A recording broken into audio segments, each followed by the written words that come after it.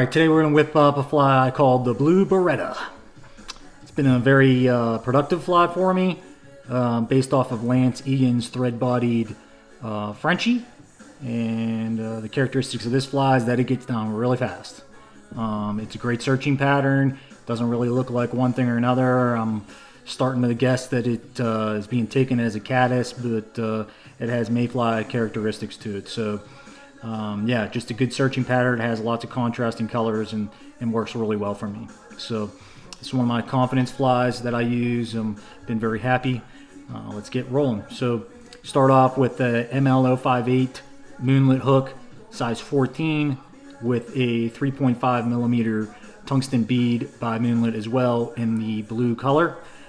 This blue color has been pretty effective on a handful of patterns that I've been using. So before we get going, go ahead and hit that subscribe button. That way you catch all our videos, etc. And let us know in the comments if you have any questions or suggestions on future flies to tie. So we'll get to it. Start off with about 4 to 5 wraps of the lead wire size 030. And get those down in place.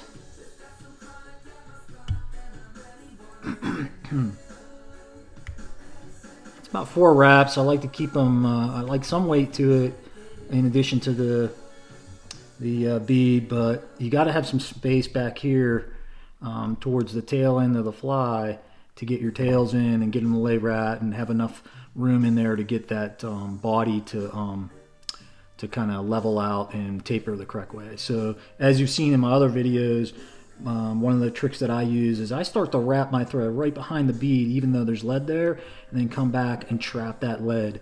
The reason I do that, even though you'll see it spinning here, is because it leaves some gap between the bead and the lead for when I'm wrapping up the fly and building up my collar and my thread wraps, etc. I don't end up way up on the bead too far and kind of take away from what the bead has to offer itself.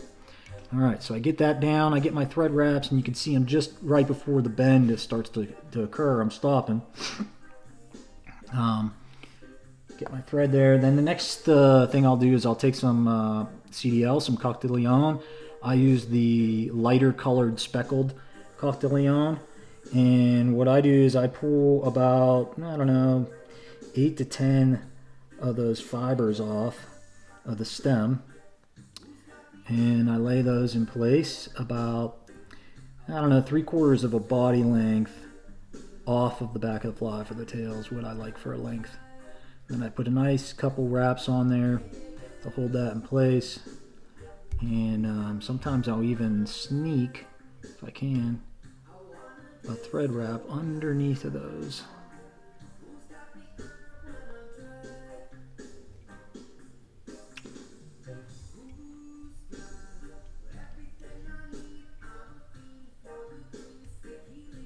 There we go.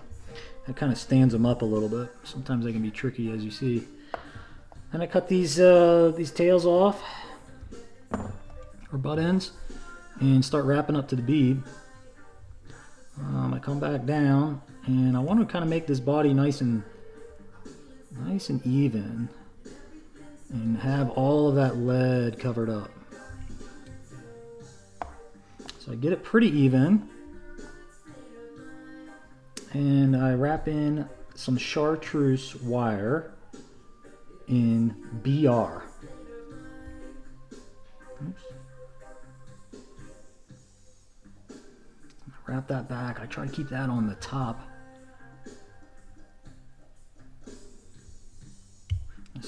I stop about a half a thread wrap before the tails, because if I go back too far, it's going to push those tails down. Okay, next thing you know, I counter wrap my wire. I counter wrap it because this black Danville's thread is heavy. It's wax Danville's thread, and if I go with it, it'll slip in between the thread wraps.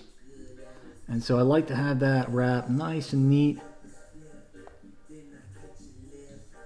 and then bring it right up around by the eye and hold it pretty tight while I get some thread wraps on it, because it's going the opposite direction. So I want to make sure that thread's in there nice and good, or that wire's in there nice and good. Hold my thread, break it off. I twist it off because I don't want that little sharp edge on there.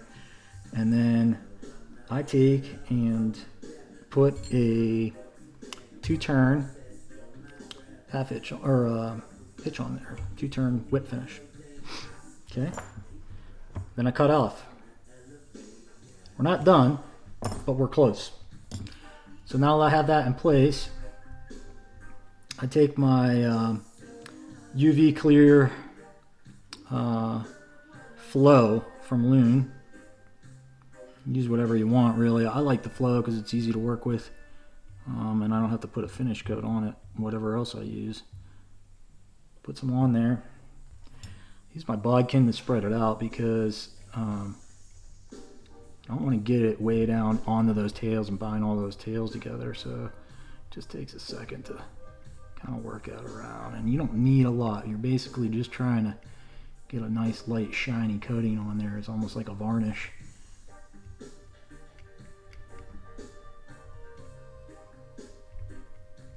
I need just a hair more.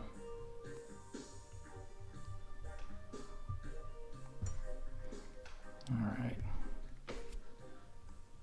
Okay, working that around.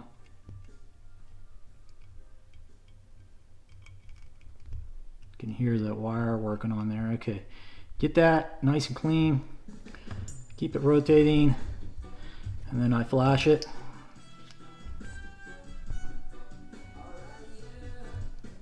Doesn't take long. Boom, I'm in place. Get this one funky tail. Doesn't want to stick up there with me. I don't think the fish will notice it, but it's driving me nuts. Alright, so we got that in place. Next thing I do is I take some 8/0 Chartreuse. This is Danville's, but any kind of 8/0 Chartreuse. I like the 8/0 for a specific reason.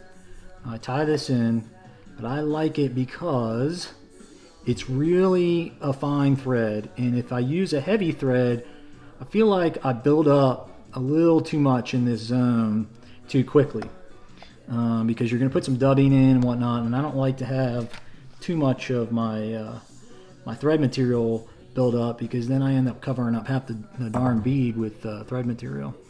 So you get a couple wraps in there on that, get it tied in, and then you take ice dubbing in fluorescent yellow, and you need a very small amount, just a tiny amount, and you make a very small needle noodle that's going to basically wrap about 2 times around it, but it's real thin.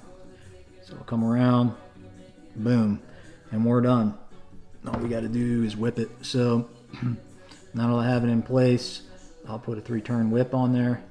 And you can see this thin thread.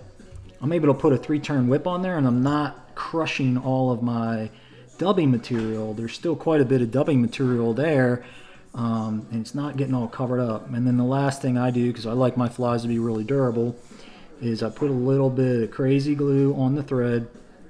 I like crazy glue. You've heard me say it before. It doesn't have a tip that clogs up every time you use it. Yeah, it's on a brush. It may not be as accurate, etc., but man, it just lasts forever. And then I put a couple turns and hit it with my whip finish. 1, 2, 3, and that leaves me just enough of a hot spot and still some good dubbing in place. And then if you want to, you can kind of nip away at those little straggler pieces of dubbing, because that ice dubbing is kind of wild and crazy. But there you go. That is the Blue Baretta, and it's a great fly. Absolutely deadly in the water. So give that thing a try. And like I said, hit that subscribe button. Let us know if there's anything else you want to see tied, or have any questions, how we fish it, etc. And we'll get back to you. Thanks. Peace.